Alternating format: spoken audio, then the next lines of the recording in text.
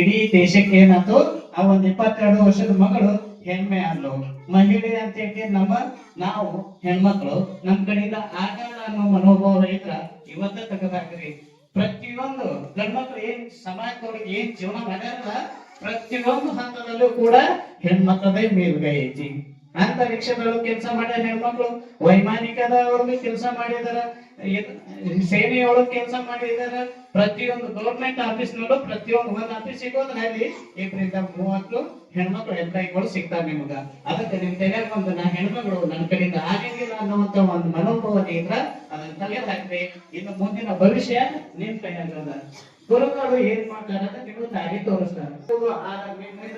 ಆ ಊರನ್ನ ತಲುಪಿಸಂಗಿಲ್ಲ, ಆ ದಾರಿ ಒಳಗೆ ನಡೆಯುವಂತ ಸಂಪೂರ್ಣ ಜ್ಞಾನ ನೀವು ಕಲ್ಕೊಂಡ್ರಂದ್ರ ಯಶಸ್ವಿಯಾಗಿ ಗುರಿ ಮುಟ್ತೀನಿ ಅಂತ ಹೇಳ್ಬೋದು.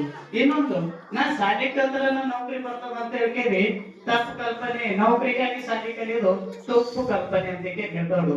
ನೌಕರಿಗಿಂತ ಹೆಚ್ಚಿಗೂ ನಿಮ್ಮಲ್ಲಿ ಜ್ಞಾನ ಇತ್ತಂದ್ರೆ ನೌಕರಿ ಮಾಡೋಕ್ಕಿಂತ ಹೆಚ್ಚನ್ನು ನೀವು ಆದಾಯವನ್ನ ಗಳಿಸಬಹುದು, ಅವ್ರಿಗಿಂತ ಉತ್ತಮವಾದಂತ ಜೀವನ ನಡೆಸಬಹುದು. ಅದಕ್ಕೆ ಮೇನ್ ಕಾರಣ ದುಡ್ಡಲ್ಲ, ವಿದ್ಯೆ ಒಂದು ನಿಮ್ ತಲೆಯಾಗಿತ್ತಂದ್ರೆ ನಿಮ್ಗೆ ಯಾರು ಹೆದರ್ಸಕ್ ಸಾಧ್ಯ ಇಲ್ಲ. ನಿಮ್ ವಿದ್ಯೆ ಒಂದು ನಿಮ್ ತಲೆಯಾಗಿತ್ತಂದ್ರೆ ನೀವು ಯಾರಿಗೂ ಹೆದರ್ಕೊಳಕ್ಕೂ ಸಾಧ್ಯವಿಲ್ಲ.